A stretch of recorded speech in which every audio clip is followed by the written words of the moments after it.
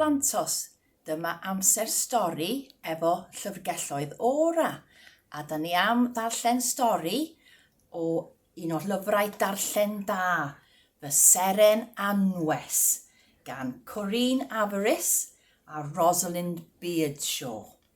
Ni agor y llyfr.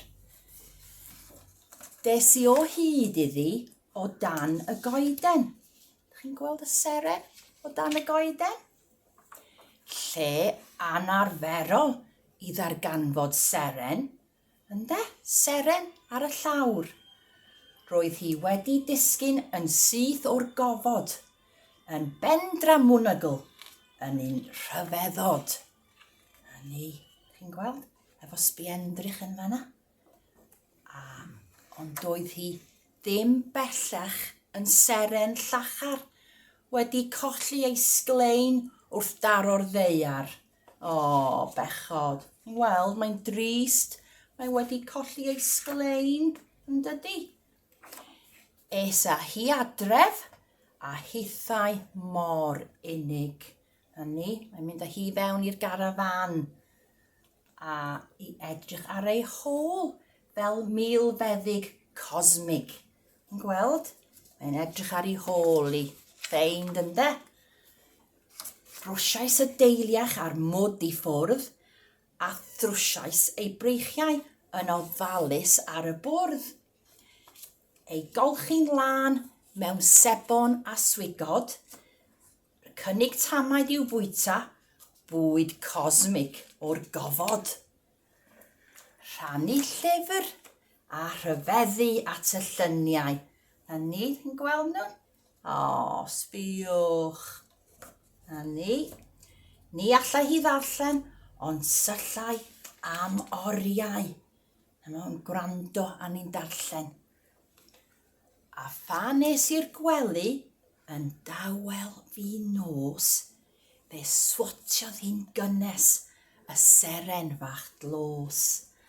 Roedd y seren drian angen amser a chariad I wella yn iawn, felly dyna fy mwriad. Na ni. A llwynog bach yn eisedd yn ymyl y gwely. Beth sy'n fanna? Tylluan? Ia, tylluan bach. Gorgeous. Wrth i'r dyddiau fynd heibio, fe ddysgais I lawer am fy Seren Anwes a'i ffordd fach dyner. Hynny, maen nhw'n edrych ar y planedau. Yn gweld, mae'n dysgu hi am y planedau. Doedd hi ddim yn deffro nes iddi nosi. Fe fethodd yr hufen ia a brynais iddi. Dwi'n wedi clywed am seren yn bwyta hufen ia, ydych chi? Wnaeth hi rioed siarad na gwneud yr un smic. Na chwarae gyda'r teganau, na gwneud un tric. Hynny, mae'n trio chwarae tennis efo yn fanna, yn dydi? A adeiladu blociau yn fanna. Dim ond gwenu arni yn dawel a bodlon. Fel tasa hi'n dweud fod fy nghwmni I yn ddigon. Sbiwch arni. Dych chi'n cael heti? Cadw'n gynnes yn dydi? Tan mae'n dechrau disgleirio eto. Cyn bo hir, dechreuodd disgleirio yn llawer rhy llachar I ddod i'r gwely I swotio. Ydych chi'n gweld? Wedi gorfod gwisgo sbectol hael. Mae mor llachar.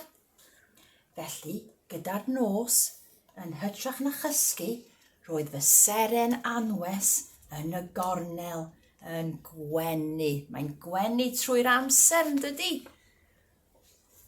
Agorais y ffenestr led y pen, oedd hi am fentro yn ôl i'r nen.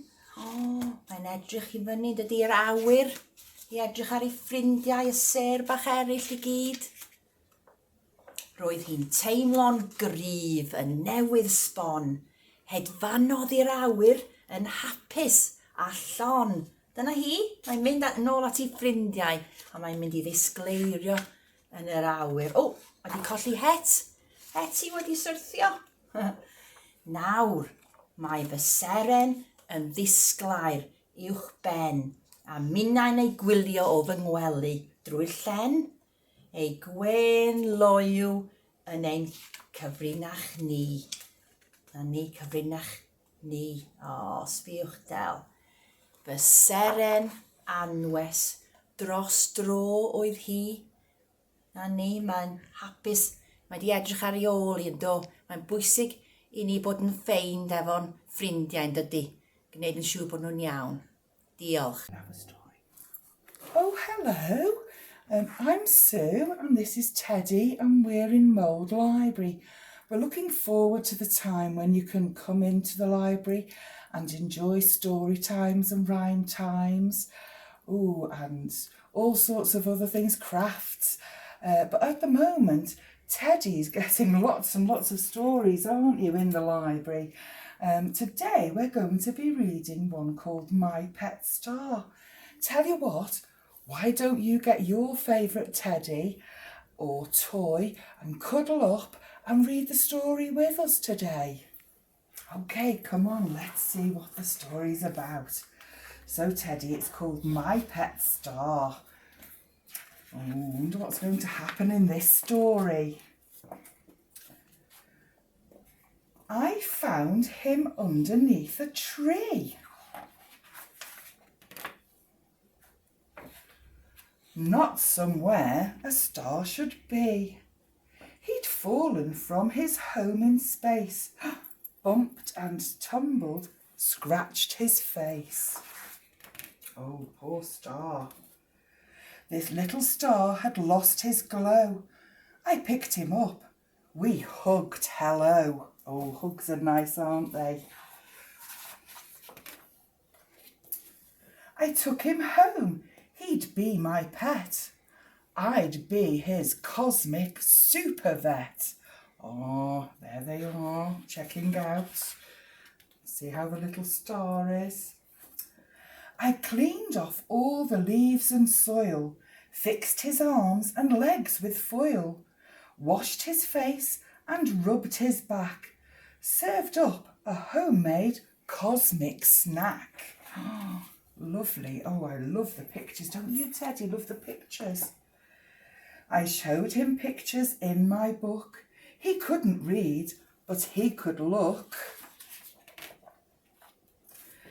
And when I went to bed that night, I tucked him in and held him tight. He needed love and time and care, and I had lots of it to share.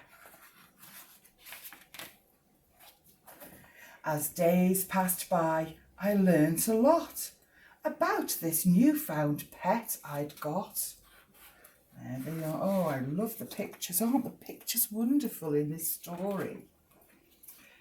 He wouldn't wake till after dark.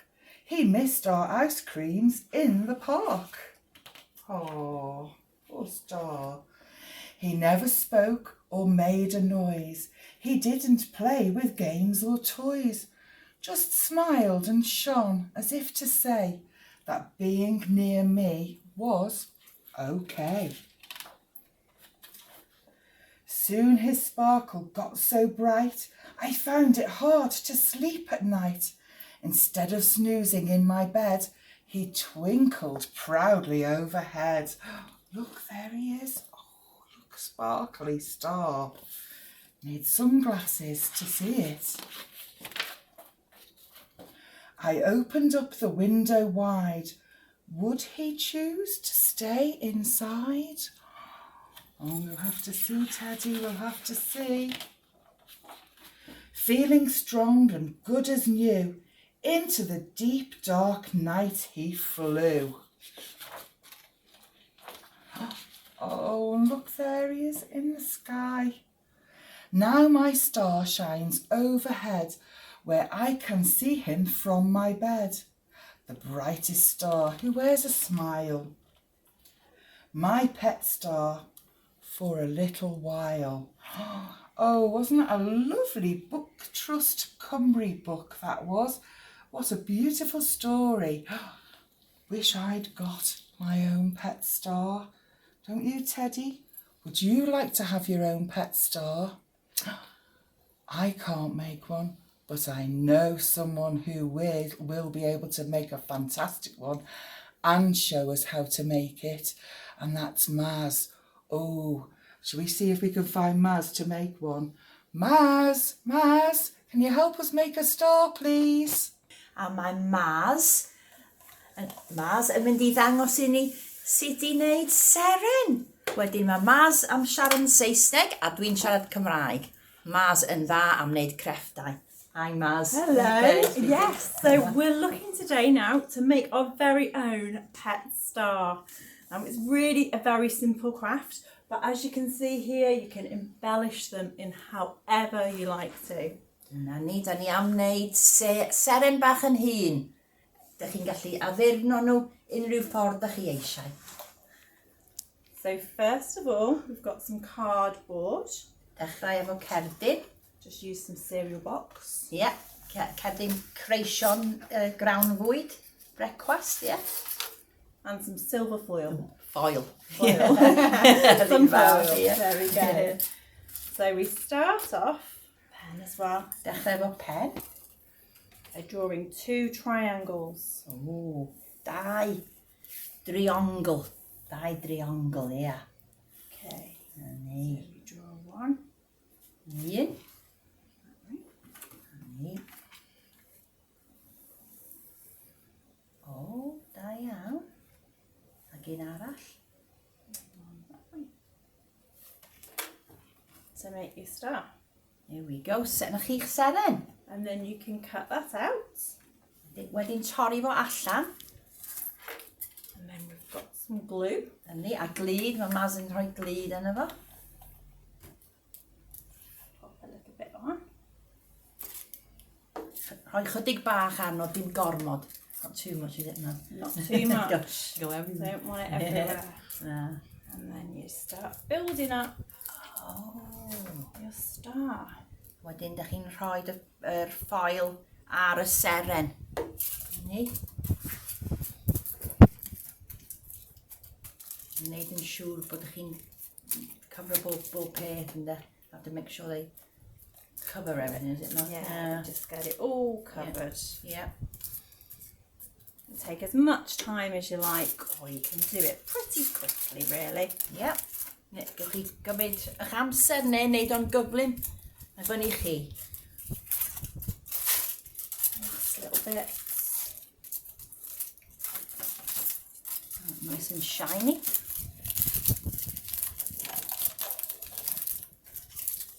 There we go. Dyna ni. And that's the basic Oh, star. brill. Good, isn't it? Simple. Simple, dydy? simple. Yeah, hawdd. To make the hat, we've just got a cupcake case. Oh, the het y seren, yeah. Fold it over into a triangle Plygu o drosodd i wneud triongl. and pop it in your star. Ah, a rhoi ar ben y seren. Oh, da. Gwych. Made eyes out of buttons or a pen. However you want to do it, really. Just find whatever you've got lying around. Oh, ie. A wedyn gewch chi wneud llygaid efo botymau. Neu ni o botymau. Neu rhywbeth da chi'n meddwl. Anything you can think of. Anything you can think of Yeah. in your craft box. Yes. Yes. And you Yeah. can give it a name and you can make it a house if you wanted to. Good idea. Yeah, rhoi enw iddo fo a wneud o i fewn i dŷ. Yeah, good. Just let your imagination go crazy. Gwneud eich dychymyg feddwl be i wneud. Diolch. Okay, deal. Diolch yn fawr. Hwyl, hwyl bantos. Ta-ta.